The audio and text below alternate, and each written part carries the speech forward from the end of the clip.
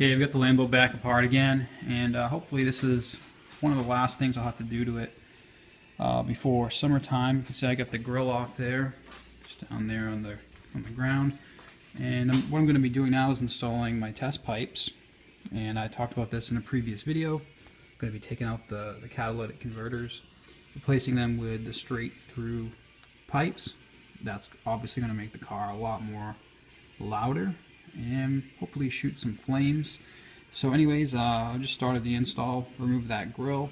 Next I'm going to be removing the air boxes right here so I can gain access to the cats. And hopefully I won't have to remove this rear bumper because it is kind of a pain in the ass. I've done it before to put this exhaust on. So yeah, I'll make another video when I get this air box off and show you what it looks like. Okay, so I wanted to show you one side off before I took the other one off. You can see I just removed a couple screws on the front there. There's two right there that I removed, two over there, and then two on the back side over there. And I just popped off the airbox cover, as you can see right here. And there's the intake tube, right? That obviously came off the throttle body right there, right over there. And I'm glad I took this off because the air filter is looking a little dirty, so I may put some new filters in here. Maybe throw some K&N filters in there or something. And yeah, I'll take the other side off now. I had to put the car, or the rear of the car, down on the ground because the rear bonnet would not open all the way without hitting the ceiling of my garage here. And so I had to drop it off the stands, and the rear is on the ground so that I could open the bonnet all the way. And I had to remove these little plastic panels that were here, and those are on the other side of the garage. I'm not going to go get them, but basically I had to remove those, and in order to remove those I had to remove these gas struts one at a time, so I had to have my girlfriend come down here and help me hold this up. So now that those plastic side panels are off, I can get the rest of this air box out. There are two bolts under this electrical connector here, one bolt up there, again two more bolts over there, and I should be able to remove this entire air box out. Oh, and there's some hose clamps over here that I had to loosen. So this is where the air comes into the engine right here. Comes in through the I assume through here, and then goes in on each side into the air intake box. And then this is where the filters used to be, and the air would come up, go through the filters, and then into the engine on each side. So I'm going to take this off, and I'll make another video when it's off. Air box is out. That was kind of a pain. What happened is the airbox tubes got like stuck on these rubber tubes here, for being on the car for years. So it really took some wiggling to get out. You can see how we have easy access to the cats now. I'm definitely going to be able to put these test pipes on without taking off this rear bumper. But I've gone as far as I can, that I can go with the car on the ground. So I'm going to jack it back up here and put it back on these race ramp stands, so I can take the wheels off one at a time and get up inside the fender and reach the bolts way down in there that I can't get to from up here. The front clamp for the cat is up there, and the O2 sensor, so I can't get at it from up here. I'm going to have to come in through the wheel well. You can see there's the coilover and the spring right there, the wheel's right in there. So these are all the parts that I took out of the engine bay. This is the main grill that basically covers the exhaust in the engine bay, and this is the bottom of the intake, and it's made of really thin light gauge aluminum. It's really light considering the size, but air intake covers, or boxes, whatever you want to call them. This is what we were looking at earlier. These are the air filters. They don't look that dirty now that I'm looking at them. May just give them a quick cleaning. They don't look that bad actually. They look pretty new. And then these are the side engine covers. that we removed. These run along the side of the engine bay. Just cover up all the wiring and bolts and all that stuff, just to tidy up the engine bay. And just in case you're wondering, from a previous video, remember we did that rear-wheel drive conversion? These are all the parts for that, just kind of sitting here in the garage. Okay, so we're back at it again. So I've got the passenger side rear tire off again so I can get in here. So the test pipe is just behind that heat shield. You can see the exhaust clamp right there. I've sprayed it down with PB Blaster. And then the O2 sensor is behind that heat shield. So I'm actually unbolted this heat shield. I'm going to pull it out here in a minute so I can get easy access to the cat right there and pull it out. So I'm going to pull this heat shield out and it should open up this area quite a bit for me. Okay, so I got that heat shield unbolted and I couldn't really get it out yet, so I just kind of pushed it out of the way. So now I can have easy access to the cat there. I've got the O2 sensor unplugged. You can see it sitting right there. So now I've just sprayed the exhaust clamp bolts with PB Blaster. So I'm letting that soak in. And now I'm just going to spray these ones over here. Now I've already had these off recently to do this Fab Speed exhaust, so I don't think they're going to be that bad. So I'm just going to give them a little quick spray. If I can get it, there we go. Just trying not to get it all over the place. There we go. So I'm gonna let that soak in and see if I can crack these exhaust clamps out, or crack these exhaust clamps loose and then pull that cat out. So thankfully these are coming off really easy. I've got the front ones cracked loose. Now I'm just actually turning these by hand now that I've cracked them loose. So these exhaust clamps should come off pretty easily, thankfully. The first time I took them off to put this exhaust on, they were quite corroded. So gave them a good spraying of PB Blaster last time, so that really helped me out this time. So yeah, now I'm just going to finish taking these exhaust clamps off. So they should just spin off with my hand now. So this is a good sign that this side is going to go together, or it's going to come apart really smooth and hopefully go back together with the new test pipes just as smooth. What Lamborghini exhaust clamp nuts look like, nothing special at all.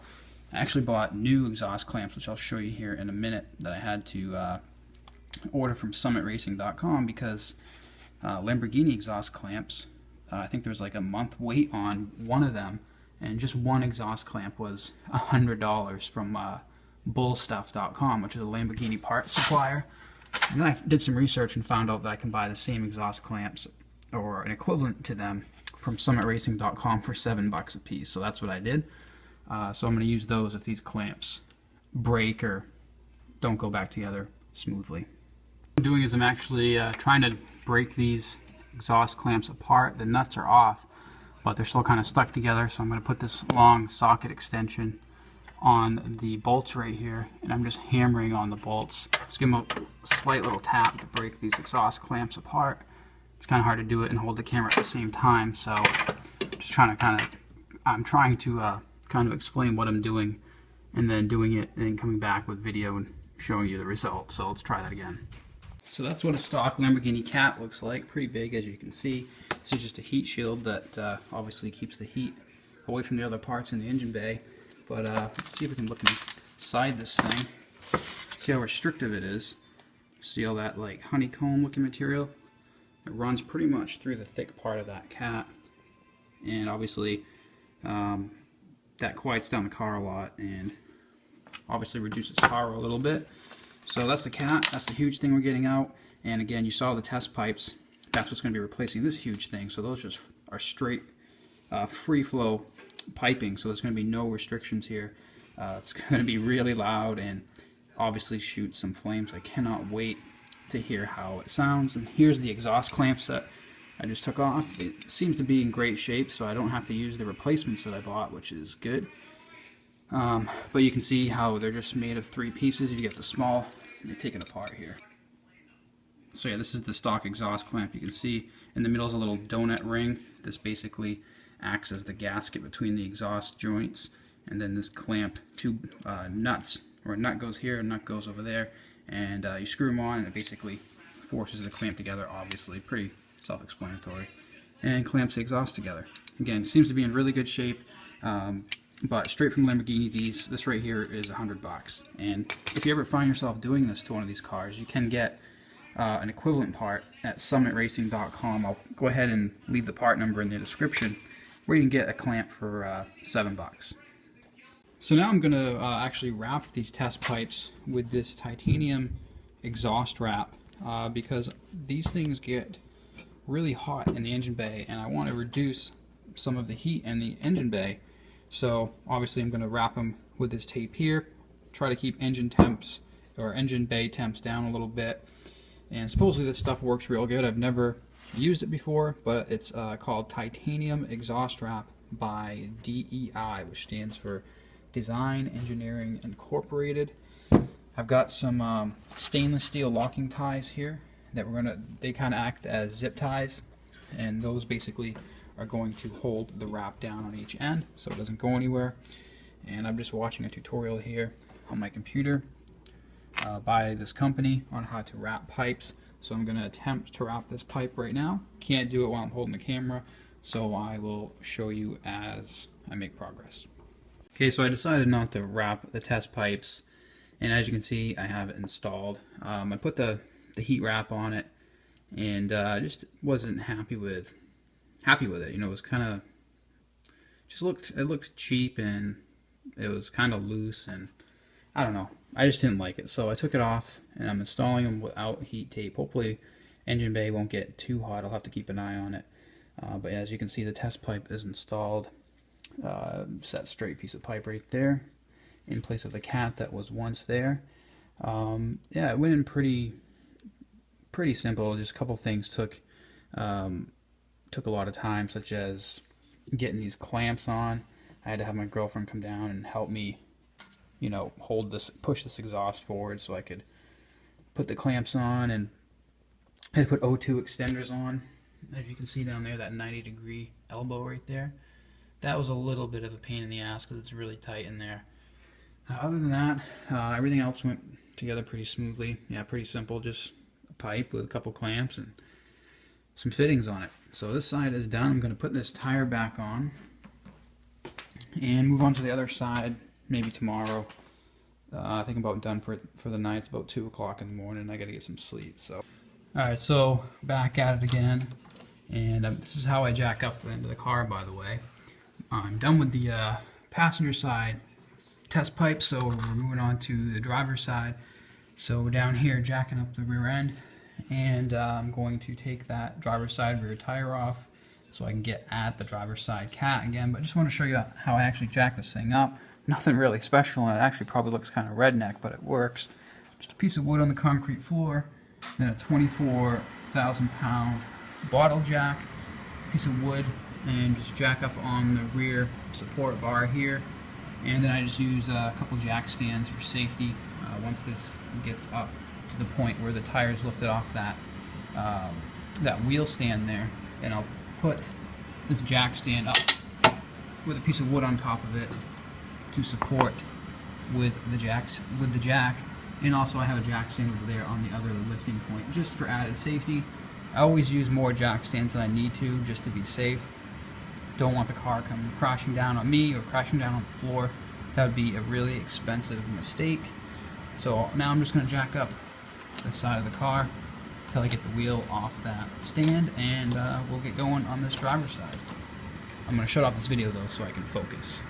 Okay, so here we are on the driver's side again. Wheel off over there in the corner.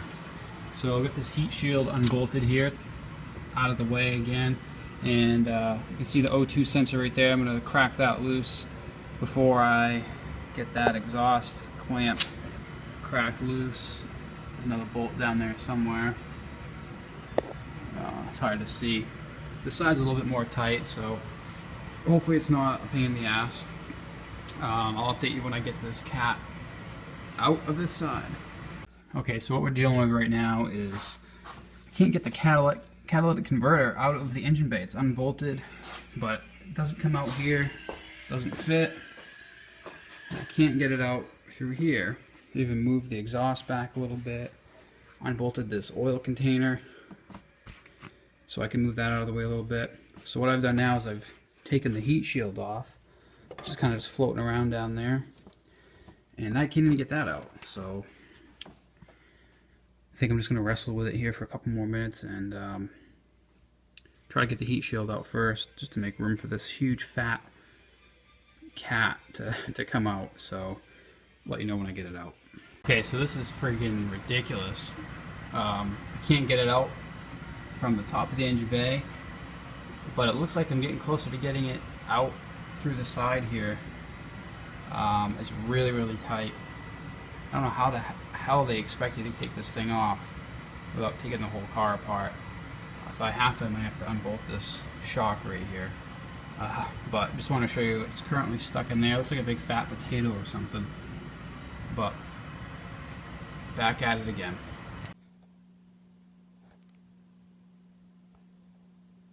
Okay, so I finally got that thing out, and there it is, driver's side cat, really big, and just ended up coming out the side hole right here.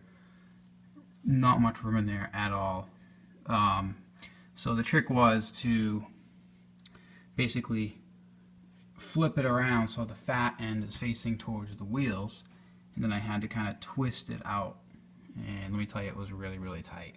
You can even see where it kind of scraped up against the oil container over there a little bit.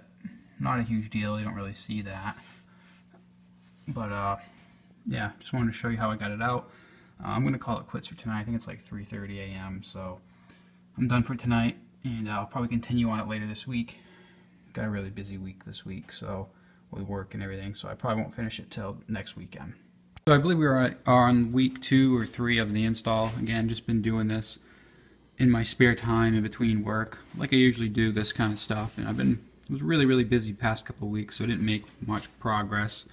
But you can see I've got the driver's side test pipe all installed now. I didn't really video that process too much because I really just wanted to get it done.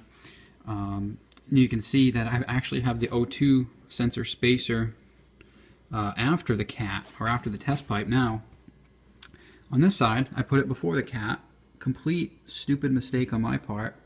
I didn't even realize that I should have put it after the cat, because obviously this O2 sensor reads the exhaust flow after the cat, so the O2 spacer is obviously supposed to be after the cat to make it so that it doesn't trip a check engine code. Well, my friend was over here the other day helping me change the crank seal under the car, and he pointed out that I had the spacer in the wrong spot, so I felt like an idiot. But I'm gonna relocate it here, and then I'll be done officially with the test pipe install. But I just wanted to show you the finished product. Clamps are all tight, O2 sensors all plugged in on this side, EGT sensors all plugged in. That's what those wire looking things are, and I gotta do the same over here. Then once I've got to relocate that O2 sensor spacer over here, then I'm done. Then after that, since I have this whole intake off, I can easily reach the oil filter, which you can see in there, that little black thing, this oil filter. So I'm going to go ahead and do an oil change before I put the intake box back on.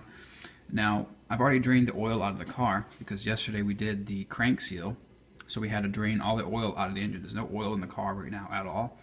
So the oil change is pretty much halfway done. So before I put this air intake box back on, I'm gonna change that oil filter, fill the car up with oil, and then the oil change will be officially done. Since I didn't video what we did yesterday, let me just go ahead and show you, what we did yesterday and how I drained the oil.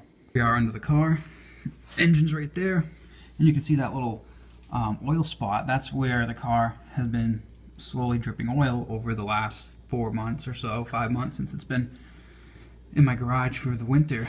And this is what we had to change. You can see that pulley right there. That's the crank pulley. So I actually had my friend come over. He took this pulley off, took the belt off, and changed the crank seal, which is behind that. It's known to leak on the early model Gallardos, the 04s, 05s. So it's not an uncommon thing. It's not because there's something wrong with the car. It's just a a defective seal from Lamborghini. So yeah, changed that out yesterday. So again, we had to drain all the oil out of the engine to do that.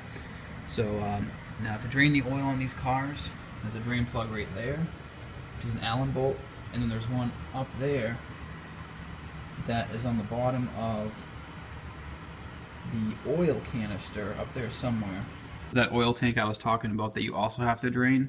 So obviously the engine's over there, and this car has a dry sump oil system, so the oil is capped obviously in this container here. So at the bottom of this container is where the second drain plug is.